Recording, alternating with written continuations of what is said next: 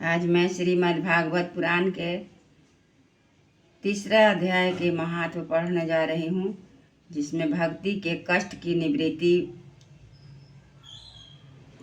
को बताया गया है। तो आइए सुनते हैं।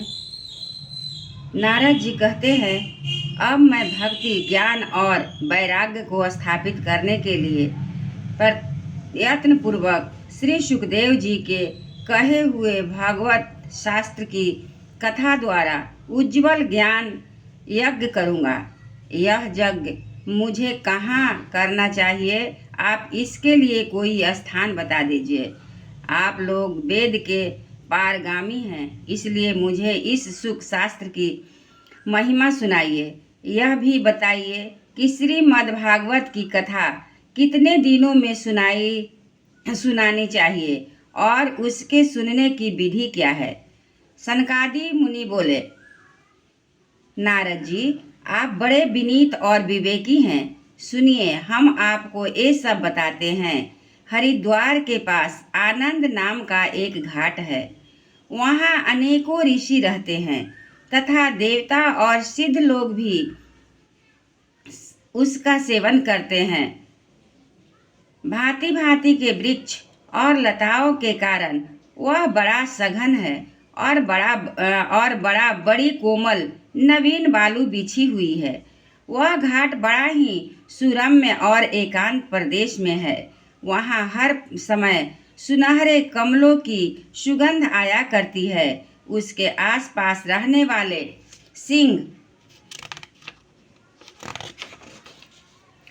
हाथी आदि परस्पर विरोधी जीवों के चित्त में भी बैर भाव नहीं है।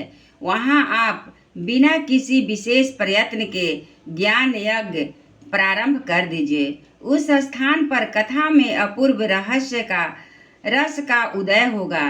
भक्ति भी अपनी आँखों के ही सामने निर्मल और जरा जीर्ण अवस्था में पड़े हुए ज्ञान और वैराग्य को साथ लेकर वहाँ आ जाएगी। क्योंकि जहाँ भी श्रीमद् भागवत की कथा होती है, वहाँ ये भक्ति और अपने आप पहुँच जाते हैं। वहाँ कानों के कथा के शब्द पढ़ने से ये तीनों तरुण हो जाएंगे। सूत जी कहते हैं, इस प्रकार कहकर नारद जी के साथ सनकादि भी श्रीमद् भागवत कथा मृत का पान करने के लिए वहाँ से तुरंत गंगा तट पर पहुँच गए। जिस समय वे तट पर पहुँचे, भूलोक, देवलोक और ब्रह्मलोक सभी जगह इस कथा का हल्ला हो गया। जो भक्त कथा के रसिक विष्णु भक्त के वे भी भगवत गीता अमृत का पान करने के लिए सबसे आगे दौड़कर आने लगे। भृगु, वशिष्ठ, च्यवन, गौतम, मेघतिथि, देवल, देवरात, परशुराम, विश्वामित्र, शाकल, मार्कंड, दत्तात्रेय, पिंपलाद, जोगेश्वर, व्यास और पराशर, छायासुक, जाजली और जहू आदि सभी प्रधान मुनिगण अपने अपने पुत्र, शिष्य और स्त्रियों के समेत बड़े प्रेम से वहां आए। इनके सिवा वेद, वेदांत, उपनिषद, मंत्र, तंत्र, सहस्त्र पुराण और 6 शास्त्र भी मूर्तिमान होकर वहां उपस्थित हुए। गंगा आदि नदियां, पुष्कर आदि सरोवर, कुरुक्षेत्र आदि समस्त क्षेत्र, सारी दिशाएं, दंडक आदि वन, हिमालय आदि पर्वत और देव, गंधर्व, दानव आदि सभी कथा सुनने आए। जो लोग अपने गौरव के कारण नहीं आए, महर्षि भृगु उन्हें समझा बुझा कर ले आए। तब कथा सुनाने के लिए दीक्षित होकर श्री कृष्ण परायण सनकादि नारद जी के दिए हुए श्रेष्ठ आसन पर विराजमान हुए।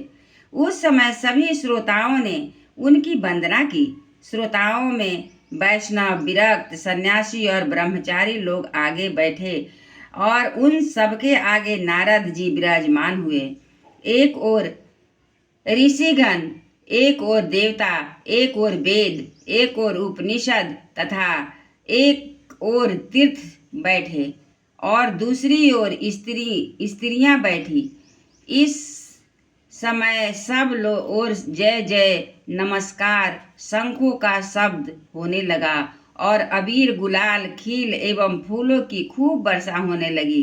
कोई कोई देवश्रेष्ठ तो विमानों पर चढ़कर वहां बैठे हुए सब लोगों पर कल्प वृक्ष की पुष्पों की वर्षा करने लगे। सूत जी कहते हैं, इस प्रकार पूजा समाप्त होने पर जब सब लोग एकाग्रचित हो गए, तब सनकादि ऋषि महात्मा नारद जी को श्रीमद्भागवत का महत्व स्पष्ट करके सुनाने लगे। सनकादि जी ने कहा, अब हम आपको इस मद्भागवत शास्त्र की महिमा सुनाते हैं।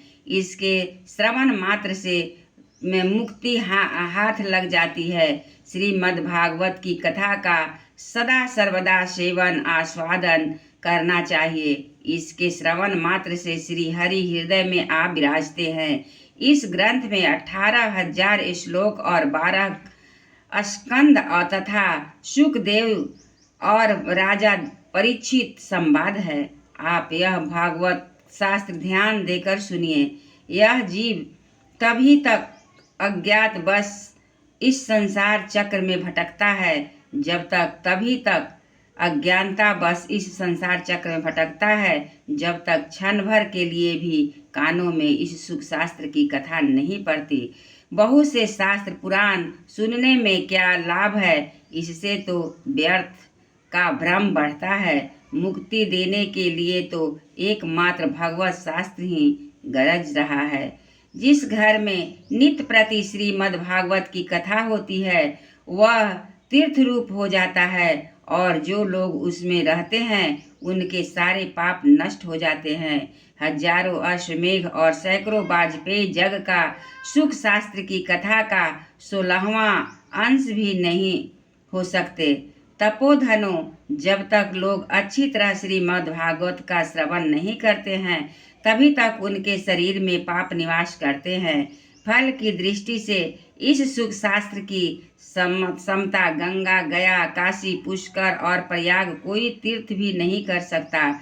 यदि आपको परम गति की इच्छा है तो अपने मुख से भी श्रीमद्भागवत गीता के आधे अथवा चौथाई श्लोक का भी नित्य नियम पूर्वक पाठ कीजिए। ओमकार, गायत्री, पुरुष सूक्त, तीनों वेद, भागवत, ओम नमो भगवते वासुदेवाय, यह द्वादशाक्षर मंत्र 12 मूर्तियों वाले सूर्य भागवत, प्रयाग, सवत स्वरूप, काल, ब्राह्मण, अग्निहोत्र, गौ, द्वादशी तिथि, तुलसी, बसंत ऋतु और भागवत पुरुषोत्तम, इन सब में बुद्धिमान लोग वस्तुतः कोई अंतर नहीं मानते।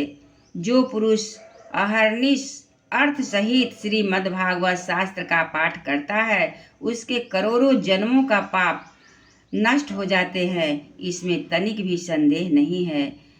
जो पुरुष नित्य प्रति भागवत आधा या चौथाई श्लोक भी पढ़ता है, उसे राजसूय जग, अश्वमेध जग का फल मिलता है। नित्य भागवत का पाठ करना, भगवान का चिंतन करना, तुलसी को सींचना और गौ की सेवा करना, ये चारों समान है। जो पुरुष अंत समय तक में श्रीमद्भागवत का वाक्य सुन लेता है, उस पर प्रसन्न होकर भगवान उसे बैकुंठ धाम देते हैं। जो पुरुष इसे सोने के सिंहासन पर रखकर विष्णु को दान करता है, वह अवश्य ही भगवान का सामुच्य प्राप्त करता है।